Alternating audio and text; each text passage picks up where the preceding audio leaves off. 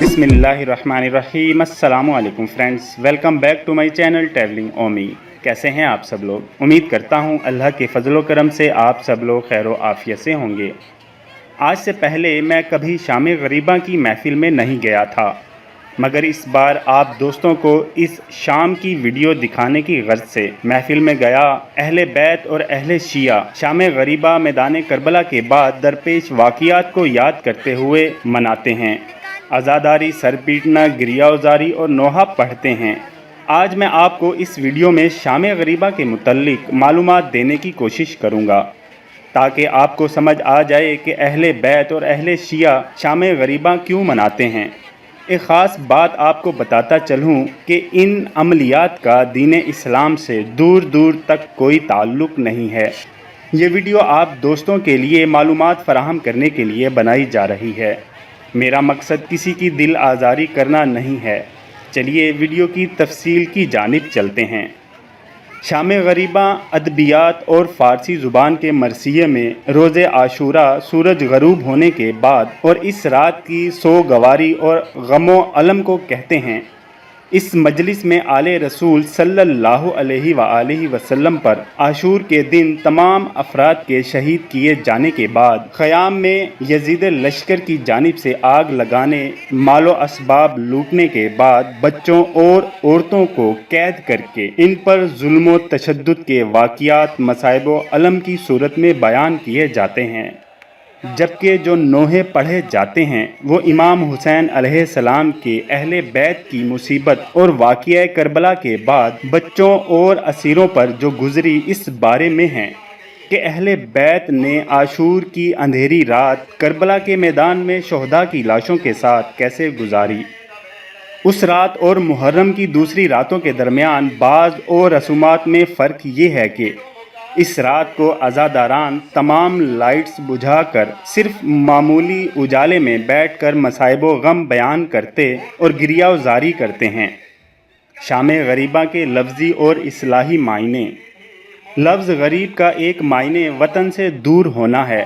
اور بعض اوقات جو بے یار و مددگار اور اکیلا رہ گیا ہو اس کے لیے بھی استعمال ہوتا ہے۔ شام غریبہ میں جو لوگ اپنے وطن سے دور اکیلے اور بے یار و مددگار رہ گئے تھے ان کے تمام افراد قتل کیے جا چکے تھے۔ صرف بچے، خواتین اور کچھ ضعیف و بیمار باقی رہ گئے تھے۔ ان کی بے کسی و عالم تنہائی و غم کے استعمال ہوا ہے۔ اصلاح اور فارسی زبان کے مرثیے میں روز عاشور کے سورج غروب ہونے اور اس رات کی سوگواری کو کہا گیا ہے۔ شام غریبہ کے واقعات۔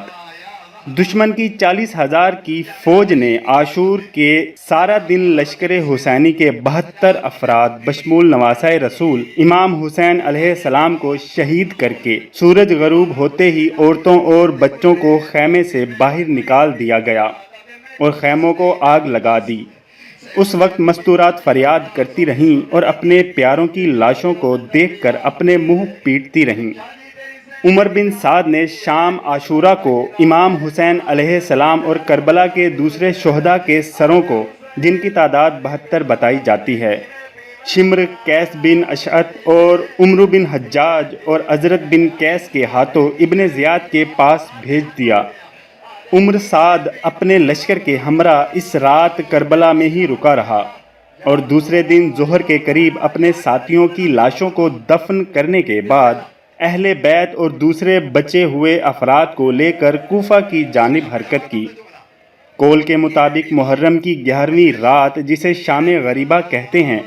حضرت زینب علیہ السلام نے نماز شب ترک نہ کی۔ اس مصیبت اور صدمے کے باعث اس رات نماز شب بیٹھ کر ادا کی۔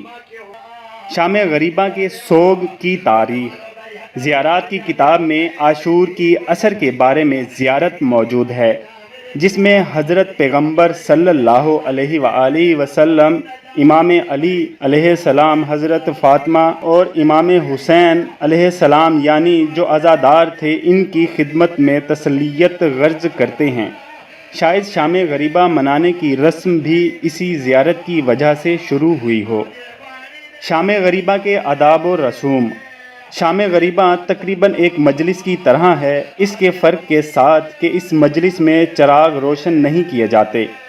اور فقط کچھ موم بتیاں جلا کر روشنی کی جاتی ہے، اور عزادار اس رات کو جلوس یا علم برآمد نہیں کرتے اور نہ ہی زنجیر یا ماتم کرتے ہیں،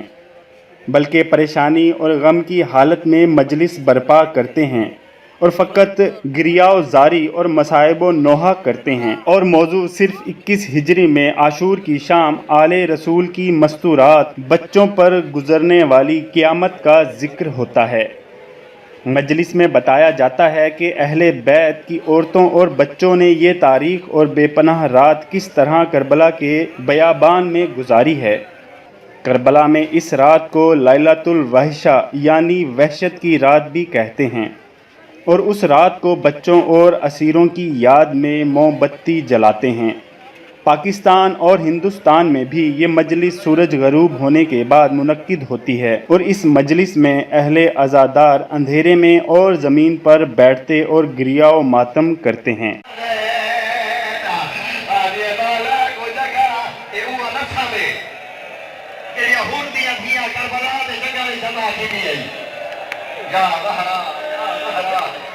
حسین دی بات والے تیرا حاضری ہوئے، اللہ نے دیوار اس کو جلدی بھیجے، بسم اللہ۔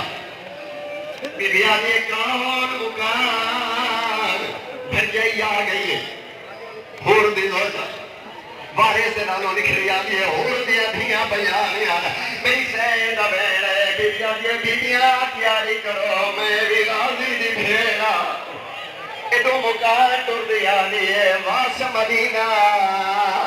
اکبر وال خیمے، ہور دی زوجہ سامنے آ کے بہ گئی،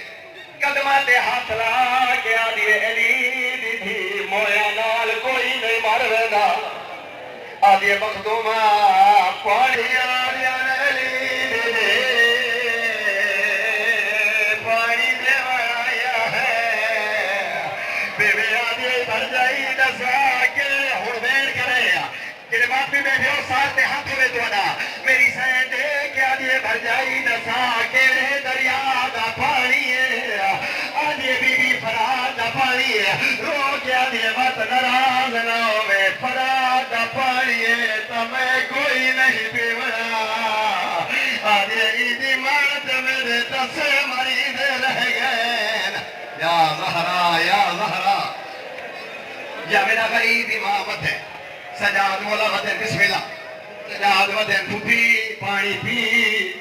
بی بی آدھی بیمار پاک دلور، بیمارہ کترے ڈاڑھی لگ دی ہے، تے کترے تو پی میں تا کوئی نہ پیسا سجادہ دے میں کتاس نہیں تے کتاس،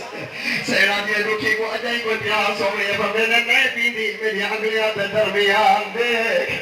شادی تیری سے نگاہ کی دیئے کو سردہ کنارے پاک نبی جاب چاہتی ہوتے آدھے حسین پاری بلا دے کینے پیما میری پھیر تسی بیٹھی ہے آدھے کینے پیما وہ ساتھے ہاتھ ہوئے آدھے کینے پیما میری آلیا یا زہرا یو آگے غریبہ دکھا مجھو مانتا بسم اللہ پڑھا ماتم دا جملہ کی میں پیما بسم اللہ کی میں پیما میری بھیڑ تسی بیٹھی ہے آلیہ سین دے کلو بھیجن پانی ہے حقل مار کے فرمیدی ہے معصومہ میرے نیڑے اممہ کیوں پانی دیا دیوا اور جوانوں دائی حقل مار کیا دی حسین دی تھی کوئی کھائیے بی بی آدھی ہمارا وجہ میرے بھی آدھی یتیم اکیلے گئی ہے آدھی جیرے دا پانی دا جام لیتا اچھا کے اسرار دی لاش تے ٹور گئی ہے پھر آدھے پاسے دے کے آدھی پانی دے مارائیا او بہر کو آجل تھائی میں پھرا آدھے پانی دے مارائیا میرا نادان آدھے پانی دے مارائیا میرا اسرار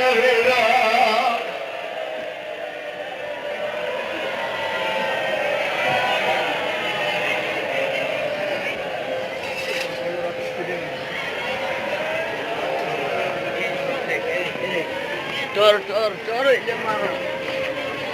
چورا